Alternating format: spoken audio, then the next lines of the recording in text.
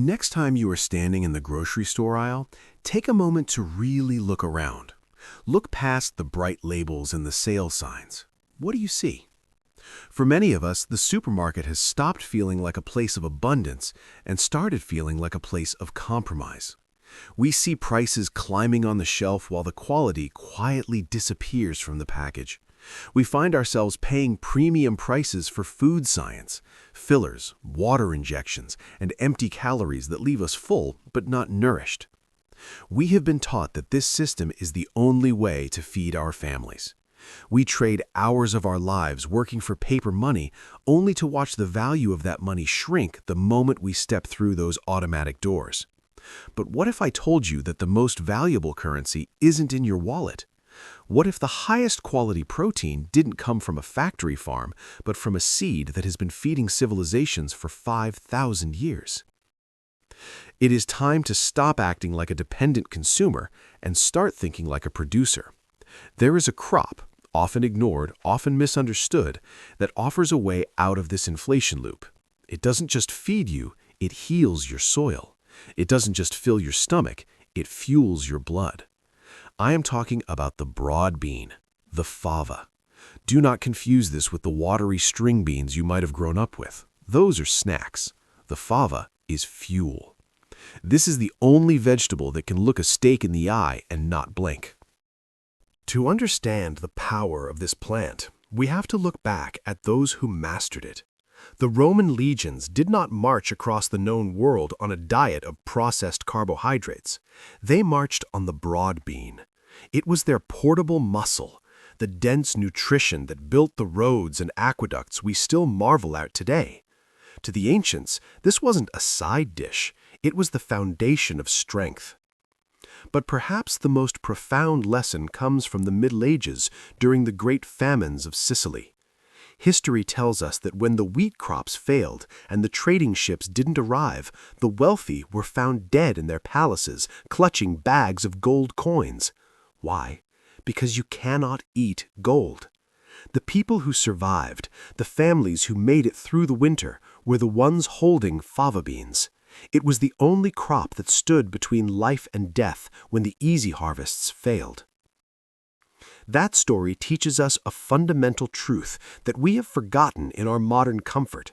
True wealth is not what you have in the bank. True wealth is what you have in the pantry. Today, we rely on a supply chain that is distressingly fragile. A trucker's strike, a deep freeze, a global disruption, and the shelves go empty within 48 hours. But the gardener who understands the fava bean operates outside of that fear. He knows that he can produce high-density nutrition on his own land without relying on a system that puts profits over people. So let's look at the numbers, because the biology of this bean is undeniable. It offers a clarity that marketing cannot. A pound of dried fava beans contains 26% protein. That is nearly identical to the protein content of porterhouse steak by weight. But there is a critical difference. The bean comes without the heart disease, and it comes without the $50 price tag. Think about the economics of your dinner table. If you replace just 4 meat-heavy meals a week with a hearty fava stew, the equation shifts instantly. You are keeping $200 a month in your pocket. Over a year, that is $2,400. That is not just savings. That is a new roof. That is a medical emergency fund. That is a shield against uncertainty. Nutritionally, it stands alone. It has 300% more protein than a potato. It is packed with folate, iron, and magnesium. It fixes your blood while it fills your stomach. It is a slow-burning fuel that gives you the sustained energy to work the land, to chop wood, to build for the future. But the most beautiful logic lies in what this plant does for the earth. Industrial agriculture tells us that protein requires destruction, that cattle need acres of land and thousands of gallons of water to produce a single pound of beef. The fava bean rejects this transaction. It creates its own fertility. Through a miraculous biological process, these plants pull nitrogen out of the thin air and inject it directly into your soil. They are not just feeding you, they are feeding your land. You are getting free fertilizer and premium protein in the same package. This is why I call it a biological bank. When the supply chain breaks or the power grid flickers, the man with a freezer full of beef is anxious. He's watching the clock, worrying about the ice melting. But the man with a pantry full of fava beans sleeps soundly. He knows his wealth does not rot. He knows his investment is secure, ready to sustain his family for 10, 20 years. Now pay attention, because growing this biological wealth requires more than just scattering seeds. To get the yield that truly replaces the butcher shop, you need to master a lost art. Now pay attention. This is where the amateurs quit and the true growers dig in. Growing fava beans to actually replace the butcher shop is not about scattering seeds and hoping for sunshine. To get the density that sustains life, you need a system. I call this the nitrogen lock cycle. It is a specific protocol designed to maximize protein density while simultaneously recharging your soil for the next crop. Most people treat gardening as a hobby. This method treats it as an industrial production line, but one that honors the laws of nature. Here is how you execute it. Phase 1 is the cold start. Do not wait for the warm, fuzzy days of spring. If you wait until you are comfortable, you are too late. Fava beans are tanks. They thrive in the cold.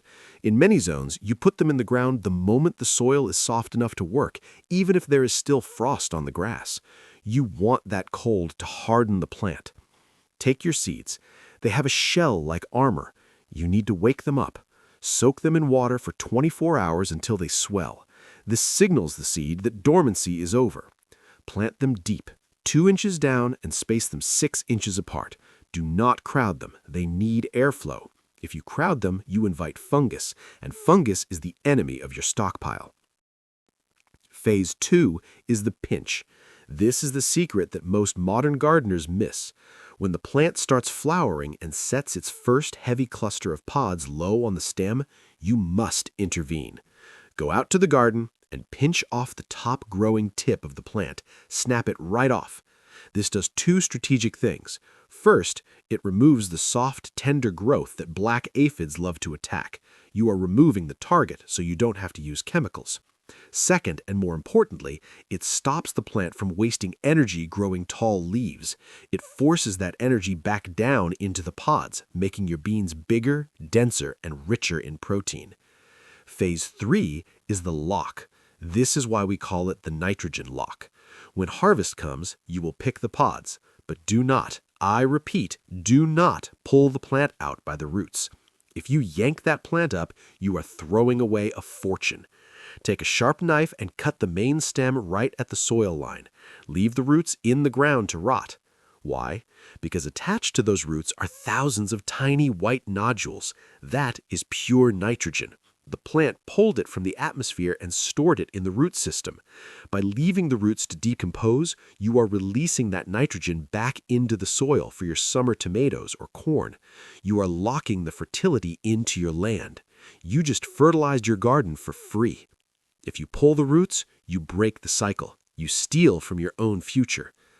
Once you've mastered the growing, you must master the keeping, because a harvest is only as good as its preservation. Now we must unlock the fuel. You cannot eat fava beans raw. Nature has placed a protective lock on this protein to ensure its own survival, and if you ignore it, you will get sick. You have to respect the chemistry. For fresh eating, we use the double shell method. Boil the fresh beans for 60 seconds, then plunge them into ice water. You will feel a second tough skin loosen. Squeeze it, and the bright green tender meat pops out. But we are here for the long game. We are here for security. For this, you let the pods dry right on the plant until they are brown and rattle when you shake them. Harvest them, shell them, and let them dry until they are hard as gravel. Pack them in Mylar bags with an oxygen absorber and seal it tight. What you have just created is a time capsule. Those beans will sit on your shelf for 10, 20 years without spoiling. A necessary warning. There is a genetic condition called G6PD deficiency, or favism. It is rare, but for some, these beans can be dangerous. Know your body. Know your biology. If you are clear, then what you hold in that bag is more than just calories. It is leverage. When you seal that final bag, you are cutting the invisible chain that ties you to inflation. You are declaring that for at least one meal a week, you do not need the grocery store. Think about the peace of mind. When the news talks about supply chain disruptions or the price of fuel spikes again, you do not have to join the stampede. You can sit on your porch, watch the rain fall on your garden, and know that your family is covered. You have built a fortress that no banker can foreclose on. The world is noisy and uncertain, but a seed is an honest contract with the earth. It pays out dividends in health every single time you put in the work. Stop waiting for permission. Break the ground. The system is betting on your hesitation. I am betting on your harvest. Go dig the hole.